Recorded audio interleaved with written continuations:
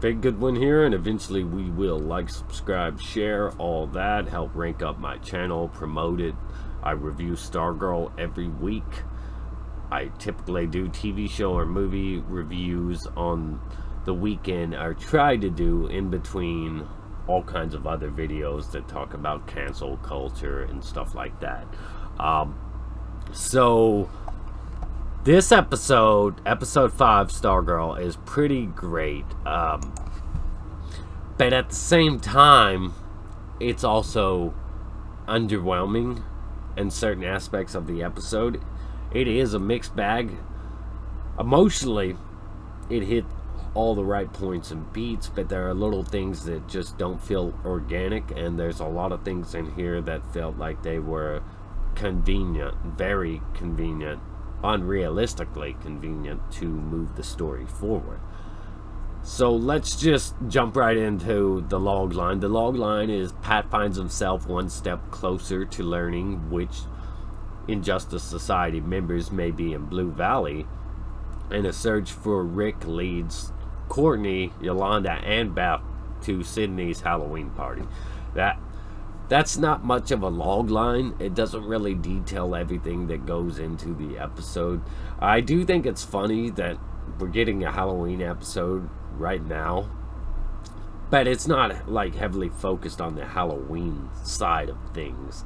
I do think that this was probably meant to drop in October, but it just didn't, because whatever behind it.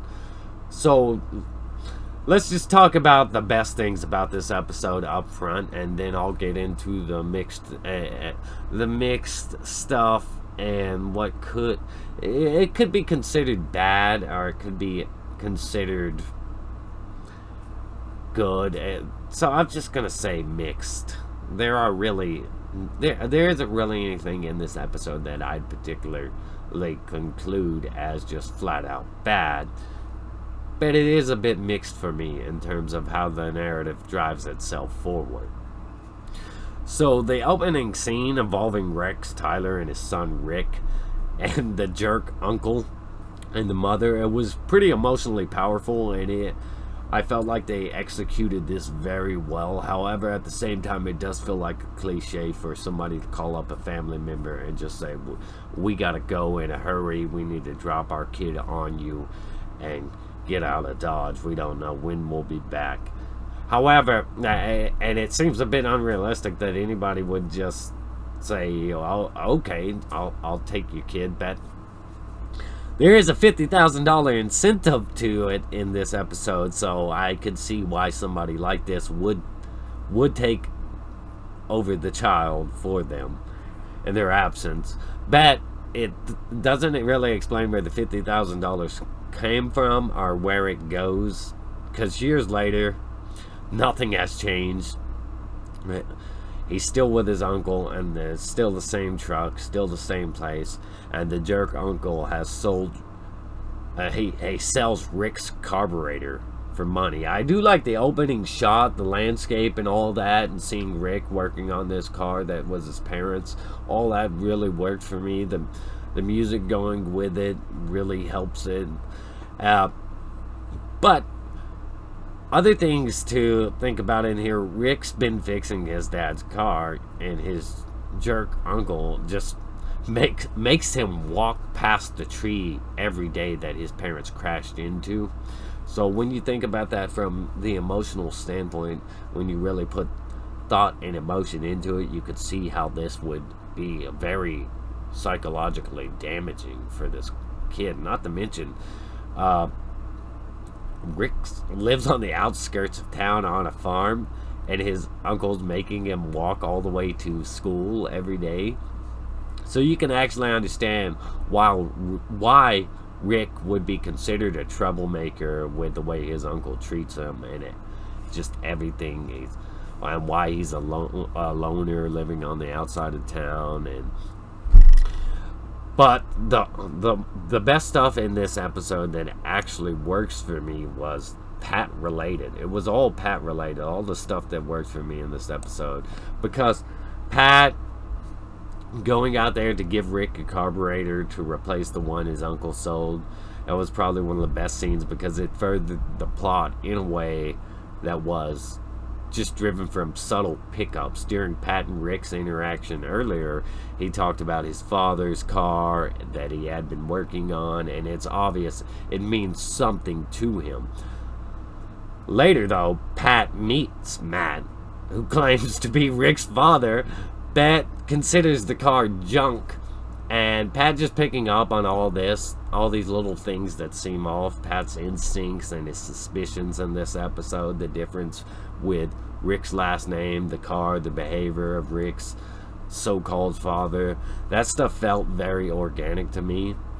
And this episode does a great job of staying true to characters. For instance, Yolonda not wanting to go into the party due to her social anxiety and her reputation, and makes it clear why they stick her outside while Beth and Courtney go inside. And Beth's parents not having time for her due to their work, explaining her loneliness and why she's so into what she's doing in this episode. Characters stay true to themselves, and it works for most of the story.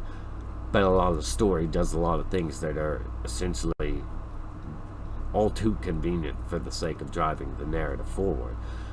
Courtney's persistent motivation to recruit other heroes and her insistence of Starman being her father allows her to connect with Rick in a way that others can't in this episode, though. The other characters can't connect with him like her due to her insistence that Starman is her father and he was killed by the Injustice Society.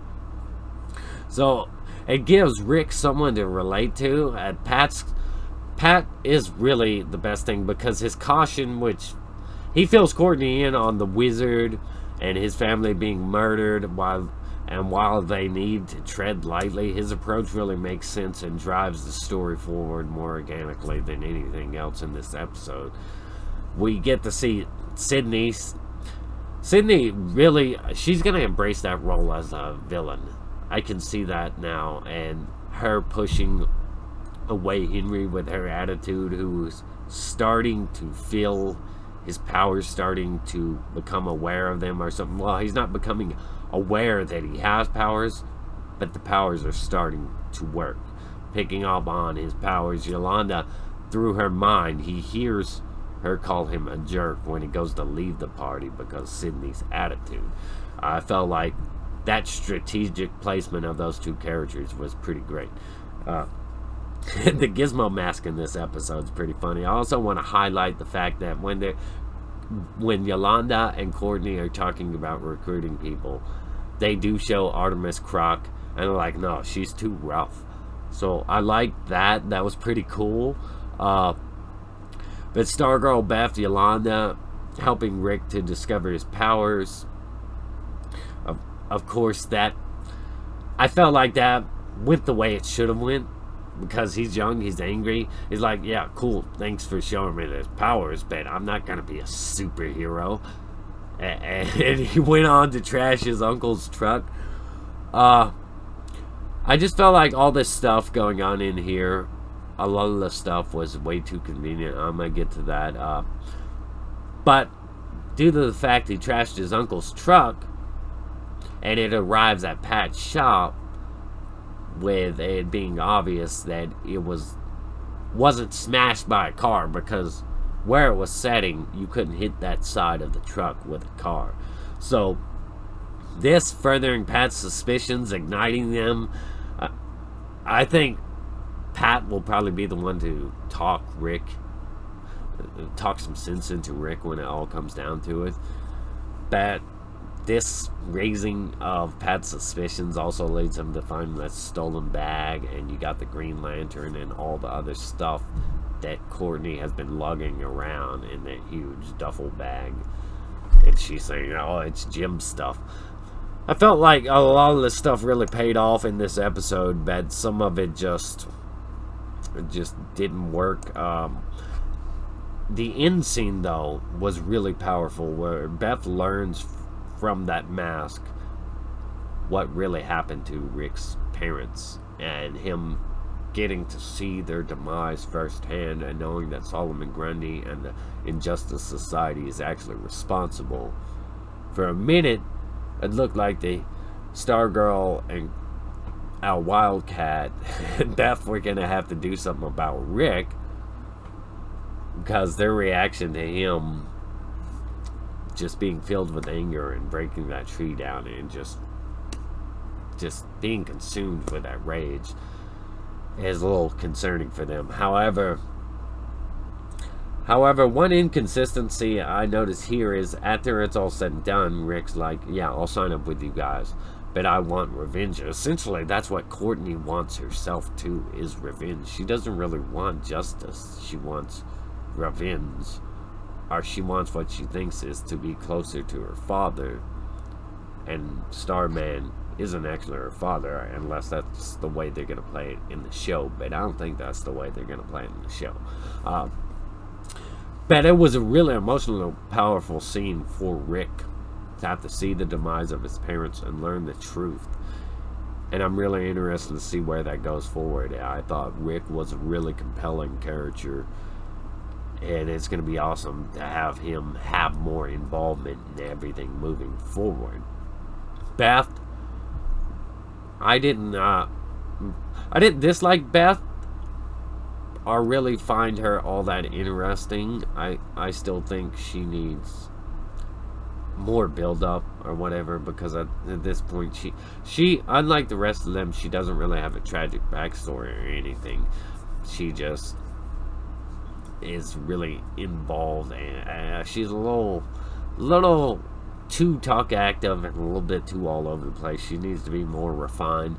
Anyways, the worst stuff, and the thing I feel a little bit mixed feelings about, is Courtney and Yolonda openly talking about superhero stuff in the school hallway while Beth follows close enough to hear them without them acknowledging her, why Courtney herself is always going on about, you know, we need to be more aware, we need to play it safe.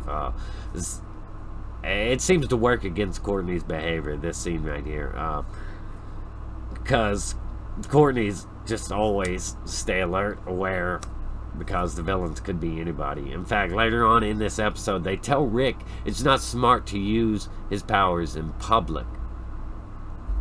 But they openly talk about their powers and stuff in that hallway, in a busy school hallway. So that did not work for me. You know, just the Dr. Midnight mask being left behind felt too convenient to drive the narrative.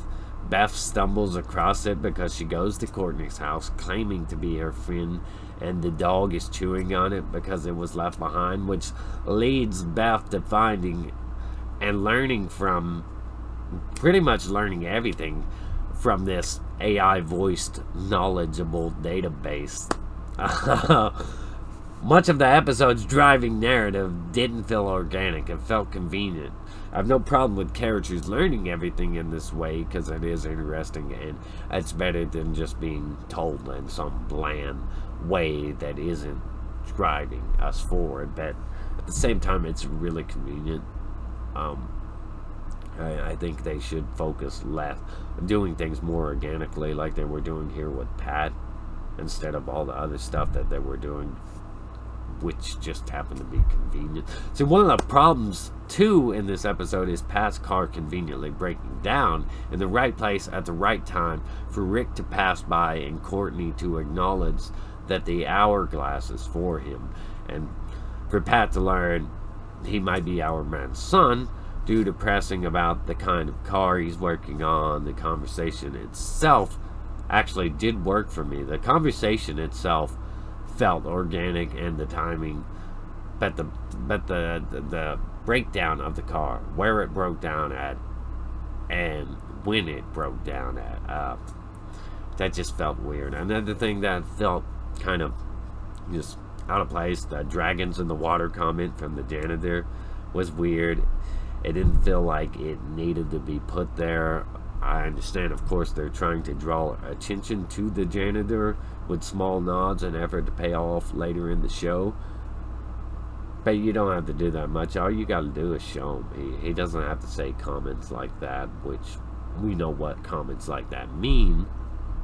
We don't have to have that in there. So, those are the things that didn't work for me in the episode. I feel I have mixed feelings about. Of course, I can't suggest how to do it differently with Beth, but a lot of Beth's stuff was really very convenient.